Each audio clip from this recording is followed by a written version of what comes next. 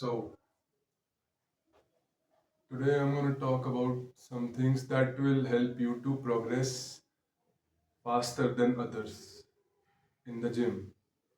So, ऐसी कुछ चीज़ें होती हैं जो हम जाने अनजाने में इग्नोर कर देते हैं जब हम लोग अपनी जिम जर्नी स्टार्ट करते हैं या फिटनेस जर्नी स्टार्ट करते हैं, जिससे हमारी प्रोग्रेस काफ़ी हद तक हिंडर हो सकती है. So, I'm going to talk about some of those things. So, starting off with your sleep. So, sleep is very important for your overall body functions, not just for building muscle. So अगर आपको सिर्फ body बनानी है तो उसके लिए sleep काफ़ी important है, और स्लीप आपकी काफ़ी जगह पे आपको काफ़ी हेल्प होती है अगर आपका स्लीप शेड्यूल प्रॉपर है तो. क्योंकि हमारी जो मसल रिपेयर होती है, हम जिम जाते हैं, वहाँ पे मसल को हम हल्का थोड़ा डैमेज करते हैं, फिर वो डैमेज रिकवर होता है, फिर उससे हमारी मसल फिर थोड़ी और ग्रो करती है साइज में. तो वो रिकवरी वो स्लीप में होती है. जब हम जिम में होते हैं तब हमारी बॉडी नहीं बन रही होती, वो एक्चुअली हमारी स्लीप में होता है. इसलिए स्लीप बहुत इंपॉर्टेंट होती है अगर आप अगर आप मसल गेन करना चाहते हैं तो. Second is your protein intake. और ये प्रॉब्लम भी मेरे साथ भी है, क्योंकि काफ़ी लोग का इशू होता है कि प्रोटीन इनटेक पूरा नहीं हो पा रहा है. तो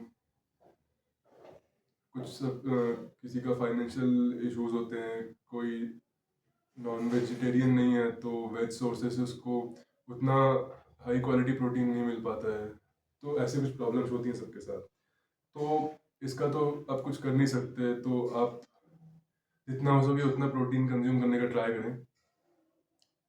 and if talking about mark for the intake goal, you can keep it around 80 to 100 grams protein per day. इतना एटलीस्ट आप ट्राई करें इतने तक लाने का, फिर आगे आप उसके हिसाब से देख सकते हैं. तो जो चीप प्रोटीन सोर्सेज होते हैं जैसे एग्स हो गए, और ऐसी जो चीप प्रोटीन सोर्सेज होते हैं उनको आप अपनी डाइट में इंक्लूड करें. Eggs are really really good for your overall diet and health. So do consume eggs, and if someone is vegetarian, so you can include paneer and other vegetarian protein sources. Then next, talking about consistency. Consistency is very important for your gym fitness journey.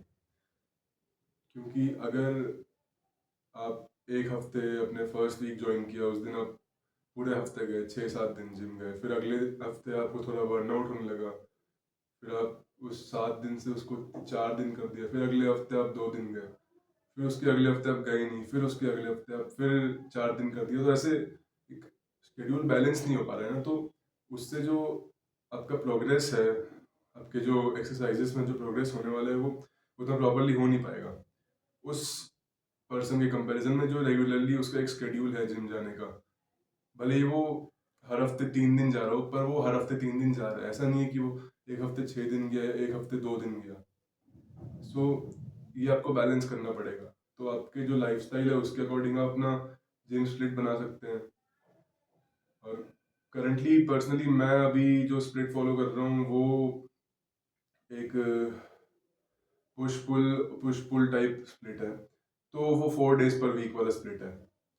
तो अभी मेरे को तो काफ़ी balance लग रहा है, और मेरे को कोई इशू नहीं होता ऐसे कि बर्नआउट नहीं हो रहा है मेरे को कुछ, और प्रोग्रेस मेरी अभी ठीक ठाक चल रही है. So I am progressing in certain exercises and lifts. Also I am in a calorie deficit right now, because मैं अभी वेट लूज करने पे ध्यान दे रहा हूँ. तो प्रोग्रेस उतना फास्ट नहीं होता है जब आप कैलोरीज डेफिसिट पे होते हैं. तो पर थोड़ा बहुत प्रोग्रेस होता है. So that is one thing you can keep in mind. Then talking about the weighing scale or like checking your weight and measurements and the progress pics also. So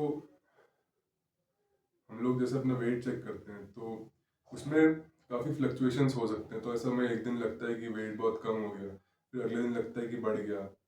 तो इससे थोड़ा सा आपके माइंड पे impact पड़ सकता है कि यार बार बार वेट अप डाउन हो रहा है, फिर मेरे को थोड़ा डाइट कम करनी पड़ेगी या मैं थोड़ी और एक्सरसाइज ज़्यादा कर दूँ, थोड़ी कैलोरीज और बर्न कर दूँ। तो ऐसा नहीं चलता क्योंकि हमारी बॉडी में फ्लक्चुएशंस होते रहते हैं। कभी हमारी बॉडी वाटर होल्ड करती है, किस दिन हमारा थोड़ा ऊपर नीचे हो जाता है डाइट में, तो वो एक दो दिन की बात होती है, फिर वो उससे उतना फर्क पड़ता नहीं है। पर आप उसको देख के बार बार चेंजेस करने लग गए अपने लाइफस्टाइल में, तो उससे आपका एक लीनियर प्रोग्रेस मेंटेन नहीं हो पाएगा। तो उसके लिए मैं मैं रेकमेंड करूँगा कि आप डेली वेट चेक करें अपना, क्योंकि उससे हमारे माइंड में एक चीज़ रहती है कि हाँ चलो, अपना जो वेट का ग्राफ है वो हमें एक वो रहता है आइडिया उसका कैसा चल रहा है। और आप उसको प्रोग्रेस अब वीकली चेक कर सकते हैं कि वीकली आपका कितना वेट डाउन हो रहा है, कितना वेट अप हो रहा है। डेली का आप उतना ध्यान ना दें क्योंकि फ्लक्चुएशंस बहुत सारे होते हैं बॉडीज में। और आप अपने मेजरमेंट्स और प्रोग्रेस पिक्चर्स लेते रहें। मेजरमेंट्स आप एवरी टू टू वीक्स ले सकते हैं या हर हफ्ते भी ले सकते हैं, जैसा आपको कंफर्टेबल हो। पर एटलीस्ट 2 वीक्स में मेजरमेंट्स ले लीजिए अगर आपको ऐसे मेजरमेंट्स का वो देखना है, क्योंकि मेजरमेंट्स से आपको काफ़ी आइडिया लग जाता है। भले ही आपका वेइंग स्केल डाउन या अप ना हो रहा हो, ऐसा होता है कभी कभी, पर मेजरमेंट्स काफ़ी हेल्प करते हैं। और उसके बाद प्रोग्रेस पिक्स जो होती हैं, आप प्रोग्रेस पिक्स ले सकते हैं, डेली ले सकते हैं एक, पर सेम जगह पे सेम लाइटिंग में ट्राई करिएगा कि उससे फिर आपको एक प्रॉपरली आइडिया लग पाएगा कि आपका बॉडी में क्या चेंजेस हो रहे हैं।